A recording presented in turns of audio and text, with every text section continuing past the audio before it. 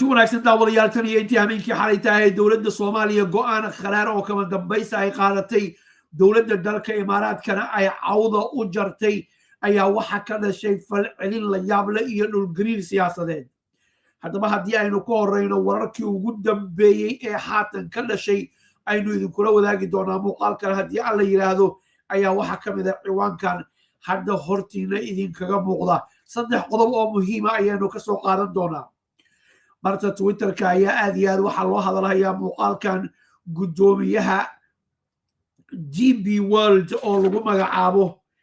Suldaan Ahmed bin Sulaiman oo asagu sheegay dowladda dalka Soomaaliya inaysan heshiiska Somaliland ee iyaga ka dhaxeeya aysan waxba ka qaban karin waa soo hadalka u dhigaya Somaliland ay tahay dowlad madax bannaan. muuqaalkan oo xilliga TV-ga uu baahiyey Abu Dhabi ayaan taariikhu qornay laakiin si kastaba ha ahaatee is relevant waana arrin taagan weeyaan waynu u tegi doonaa.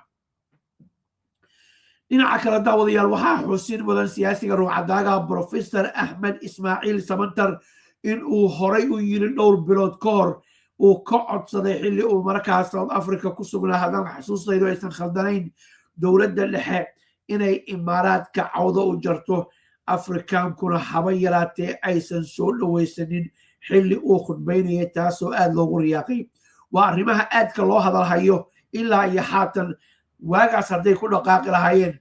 xeere iyo fandhaal ma kala dhici lahayn oo arrintu halkan sooma gaari lahayn ayaa la leeyahay hadday professorka hadalkiisa qaadan lahaayeen. soo dhawaada meel kastoo dunida ka joogtaan. su-aasha weyn ee haatan dabka saarana la isweydiinaya waxay tahay su-aalaha la isweydiinaya waxaa ka mid ah dowladda dalka Imaaraadku tilaabo noocee ah ayay qaadi doontaa. dad fara badan oo ka faallooda arrimaha bariga dhexe iyo geeska Afrika ayaa waxay leeyihiin Imaaraadku meel laga sara ma lahan. Suudaan waa ku ceeboobay, Libiya wixii ka dhacay iyo weliba dalka Yemen intaba uu lug ku lahaa waa xaaladda ay ku sugan yihiin ee sumcadeed. xaaladda dalka Imaaraadka ee sumcadeed waa mid aad iyo aad u liidata ayay leeyihiin. sidaas awgeed amuuba Imaaraadku cirka isku shareeraa uu yidhaahdaa Somaliland waa intiraafay. waa arrin aad loo rogrogayo. caqabad fara badan inuu kala kulmaya ayaa dhinaca kale ay sheegayaan oo wadamada Arab League ku jira markaas ay ka hor imaanayaan arrintaasuna aysan caga badan yeelan doonin. Tel Aviv ayaa u aragtay ayaa la leeyahay dhankeeda inay arrintan taabageliso inkastoo araxda ay ka jabtay maadaama qorshuhu uu ahaa laba geesood Somaliland oo la intiraafo iyo weliba koonfurta dalka Yemen oo ayadana markaa dowlad madax bannaan loo dhiso. taasoo haatan Maxamed bin Salmaan ayaa duhurkii digada ka dhigay waanagii ogeyn mukalla markuu duqeeyey. waxba yaana warku ugu daalin daawadayaal maqaalkan marka hore aan kula wadaago fadlan nala wadaag meeshaad dunida ka joogtiin iyo sidaad u aragtiin tilaabadan dowladda Soomaaliya ay qaaday iyo waxa Imaaraadku ay samayn karaan. dowladda Soomaaliya ayaa gebi ahaanba Imaaraadka wax allaale iyo waxay heshiis kula jireen oo dhan soo gabagabaysay oo ay ka mid tahay major ports dekadaha ugu waaweyn. hoos ayay ku xusan tahay dekadahaas ay markaas ay sheegeen oo ay ka mid tahay dekada Barbara ayaa ugu horeysa oo meesha xaaladuba ay ka curatay ah iyo xiisadan hadda cusub Barbara Boosaaso iyo weliba dekada Kismaayo. su-aasha kale la isweydiinaya waxay tahay madaxweyne Xasan Sheekh Maxamuud labada maamul goboleed ee Puntland iyo weliba Kismaayo ma ku qancin karaa inay arrintan la qaataan oo markaas ay hirgeliyaan xilli labadoodaba lagu xamanayo waa labada maamule in ay markaa dhinaca Imaaraadka ay u janjeeraan inkastoona iyaga afkooda laga haynin. waa su-aal weyn haddii arrintaasu ay suurtageli weydana dowladda Soomaaliya inay caalamka u cabato oo markaas shuruucda caalamka ay tiigsato maahane hadda waxa weeye waxaa la yidhi gudinay imaadan goyn lahayn haddii aniga qaar ka mida uusan ugu jirinin. wax noocaas oo kale ah maaha ayaa jiray. hadday Kismaayo kasoo degaan oo Boosaaso kasoo degaan dowladda dhexe xaaladeedu mid aan wanaagsanayn ayay u ekaanaysaa ama habboonayn ama yoolkoodii aan ajiifanayo madaxweyne Xasan Sheekh Maxamuud inuusan kalsooni ka haysanin gudaha dalkiisa taasoo dowladda dhexe fadeexad ku ah. mise labadan mas-uul labadan maamul goboleed waxaa u kala soocan khilaafka siyaasadeed ee ayaga iyo dowladda dhexe kala dhexeeya iyo midnimada iyo wadajirka Soomaaliya waa laba arrimood oo u baahan in la kala qaado ayay khubaradu leeyihiin waxba yaana warka ugu daarinine haddaba maqaalkan ayaa sidoo kale waxa uu sheegay dowladda Soomaaliya maalintii Isniinta ee shalayta gebi ahaanba inay cawda u jartay dowladda Imaaraadka isla mar ahaantaasna laga ereeyo eject is the word they isticmaaleen major military bases xarumaha military ay ku leeyihiin Soomaaliya oo dhan ayaa gebi ahaanba laga ereeyaa isla mar ahaantaasna major infrastructure oo ay ula jeedaan dekadaha hadda aynu soo sheegnay ayay weynayaan xilli xiisada badda cas ay cirka isku shareertay soo soco halkan haddii aad eegtin aanu u malaynayaa soo dhaweysan doontaan waxa ay kaloo ay leeyihiin arrintaanu gebi ahaanba dekadahaas ayay saameynaysaa sidoo kalena golaha wasiirada ee dowladda dhexe ee Soomaaliya ayaa iyaguna wax allaale iyo wixii haatan ka dhexeeyay ayaga iyo dowladda dalka Imaaraadka gebi ahaanba soo gabagabeeyey dowladdii Imaaraadkana dowladdii dhexena way soo gabagabaysay wixii ay markaa kula jirtay maamul goboleedana way soo gabagabaysay oo Puntland iyo Jubbaland loola jeedo iyo arrintan Somaliland oo haatan taagan Somaliland waxay leedahay madax banaani ayaanu haysan dowlad madax bannaan ayaanu ahaan jirnay Soomaaliya waa ka go'nay dowladda dhexe Soomaaliyana waxay leedahay mid ayaanu nahay mana go'i kartaan halka ayaa la kala taagan yahay waayahay haddii aan maqaalkan daawadayaal intaas ogaga baxo oo aynu isla eegno arrintan wadamada garwadeenka ka ah ee haatan ay muuqato in ay markaa ku guulaysteen wixii ay doonayeen waa Djibouti waa Turkiga waa dowladda dhexe Soomaaliya waa Sacuudiga iyo wadamada markaas ayaga dhankooda u janjeera Imaaraadku tan iyo xalay indho iskuma geynin ayaa la leeyahay waxa ay rogrogayaan waxa dhacay mana aysan filanaynin inay arrintu halkaa ay sii gaari doonto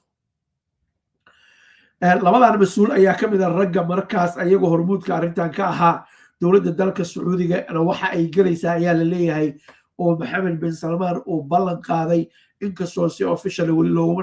dhawaaqinin wax allaale iyo wixii Imaaraadka Soomaaliya ay sii jireen iyo ka badan intaba in ay markaas booskaas ay buuxiyaan oo Soomaaliya aysan Imaaraadka marnaba aysan u baahnayn garoo xasuusnoo daawadayaal mar walba waxaa jirta dan joogto ah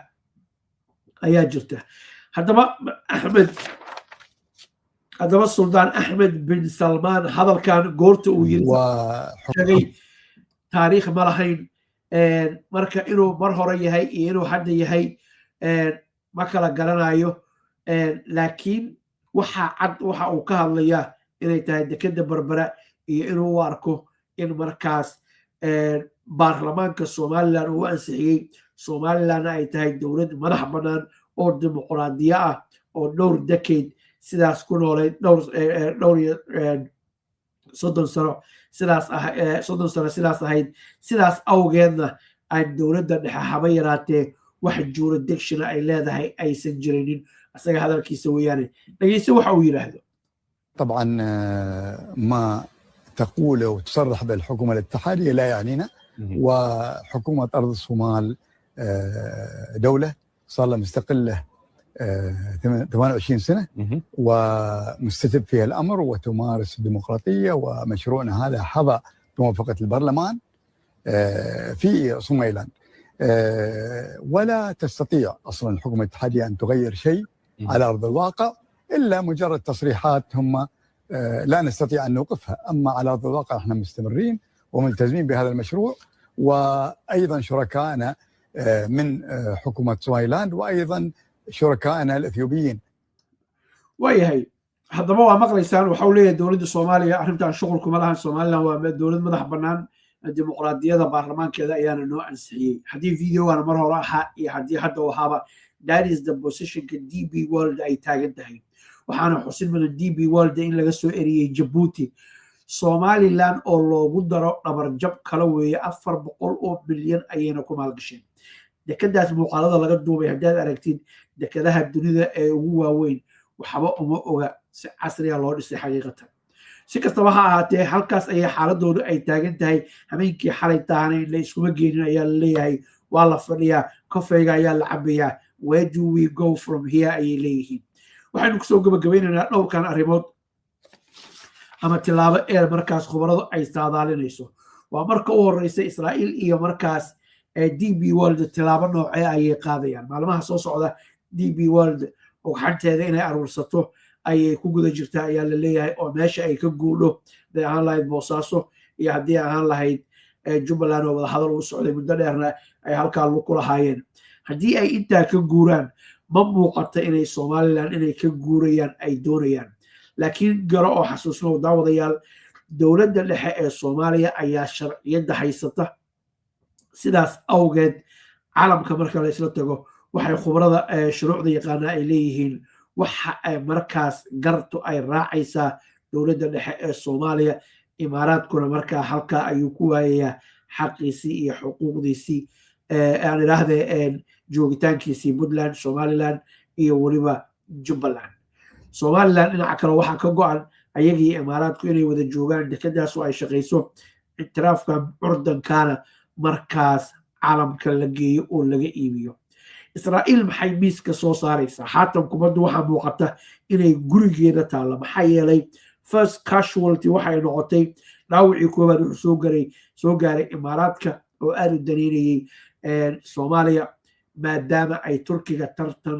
tartan adag ay kula jiraan uuna doonaya markaas meeshaas inuusan kala lagu bixinin haatan tallaabo noocee ayay qaadayaan maadaama saaxiibadood khasaare uu ka soo gaaray dagaalkii weerarkii Sacuudiga ku qaaday dowladdii Soomaaliya cawda u jartay ayagii Sacuudiga ay kala dhinteen Israa'iil waa in ay tilaabo qaada ayaa la leeyahay noocee ayay noqonaysaa nobody knows at this stage haddii aan wax ka baranay siyaasiyiinta Israa'iiliyiinta ah waxa ay rabaan inay sheegaan waxa ay rabaan inay qabtaan inta badan kuma dhawaaqaan markaad u eegteen carabta dhaqankooda oo kale 5 sano soo socota carabtu waxay rabtaa inay samayso maanta mikrofoonka qabsanayaan waa adimayaan dagaalkii 6 cisho dib u fiiri taariikhda laga qoray akhri masaaridu afkay furteen saqdi dhexe ayagoo hurdaa digada loogaga dhigay intaan waagu baryinin markaasay kala yaaceen waxba yana warku ugu daalinin Israa'iil ayay kubaddu goolkeeda taallaa Somaliland iyo imaaraadka sida ay markaa wax ola qaban lahayd tallaabo noocee ayay qaadayaan waxa isha lagu wada hayaa dhankaas iyo Maraykanka in ay markaas ay maciin bidaan oo saaxiibo dhow ay yihiin maxay kala kulmi doonaan Maraykanka we don't really know waayahay dowladda dalka Turkiga Sacuudiga iyo xulafada ay hogaaminayaan ayagana waxaa ka go-an albaab Israa'iil ay ka soo gasho Somaliland inaysan jirinin intiraafkaasna la wiiqo laga hor yimaado lagu durduriyo marka fikradahaas ayaa ishaysta madaxweyne xasan sheekh maxamuud socdaalkiisa Sacuudiga wax fara badan ayaa la ogaanayaa dhinaca kale haddii Cabdiraxmaan Cirro socdaalkiisa uu soo degdegi waayo ayada laftigeedu waxa ay saameyn ku yeelanaysaa ayaa la leeyahay momentumkii jiray iyo dabaaldegyadii ayay markaas mugdi gelinaysaa oo waxay leeyihiin dadku inay yiraahdaan ayaa laga yaabaa ayaa leeyahay aawe wixii nalaga ballan qaaday haddaba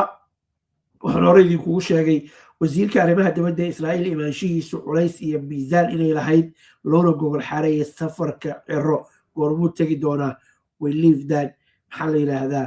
inta xukuumadda Somaliland ay ku dhawaaqaysa amaana arki doono halkaasaan ku dayno maalinta khamiista magaalada Laascaanood ayay caalamku Soomaalidu ay isha ku hayn doontaa iyo booqashada madaxweyne xasan sheekh maxamuud wararka dowladda dhexe Soomaaliya aan ka helay dadaan ku kalsoonahay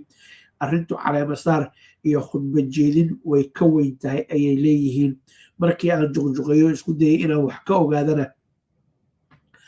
way ka gaabsadeen at this point in time inay ii sheegaan wait and see baa laygu yiri marka waa arki doonaa laakiin khudbo way ka duwan tahay arrinta su-aal kaloo muhiim ah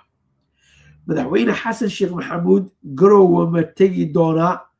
oo dani ma la fadhiisan doonaa wararka soo baxaya xaatan waxay sheegayaan dani inuu safrayba dani waa safray ayaa la yiri bal wasaare maamul goboleedka Puntland shakhsiyan aan kala xiriiray waxay sheegeen inuu keligii safray oo ciduba aysan raacin dani waa tegey ma laga yaabaa in uu dani doonayo inaysan xasan is araguusan u imaanin ma laga yaabaa dana degdega inuu u baxay ma laga yaabaa dalka imaaraadka inuu aaday maadaama xilligan aan idinla hadlaya aanan ogeyn meeshuu aaday waxaasoo dhan waa possibility wey laakiin deni haddii uusan jooginin meesha la yidhahda garoowe ama puntlandba uusan joogin gebi ahaanba waxaa muuqataa isagii xasan inay isa seegi doonaan mise waa soo noqon doonaa oo raggu intay isla fadhiistaan walaalo waxay ku dhalanta malahane ayay khilaafka u dhexeeya meel dhigi doonaan danta guud ee ummadda soomaaliyeedna ay diiradda saari doonaan wixii kusoo kordha arrimahaas daawadayaal iyo wararka kale ee caalamka haddii raxmaanku keliga raalli ka noqdo maadaama anagu waxbaanan qaban karin waxaan idinka ballan qaadaynaa inaan heegan idiin nahay inaan warar tafatiran oo aan markaas dhinaca ka rarnay warar tafatiran waxaa loola jeedaa warar aan dhinac ka rarnayn oon cid u hiilinaynin oo gooni aan ugu hiilinaynin laakiin waxaa la isku hayay xaaladdu meeshay marayso caalamku sida u arkin idiin soo gudbino saad idinku up-to-date u noqotaan 24 saac go-aana u qaadataan war la helaa tala la helaa kaala iska arag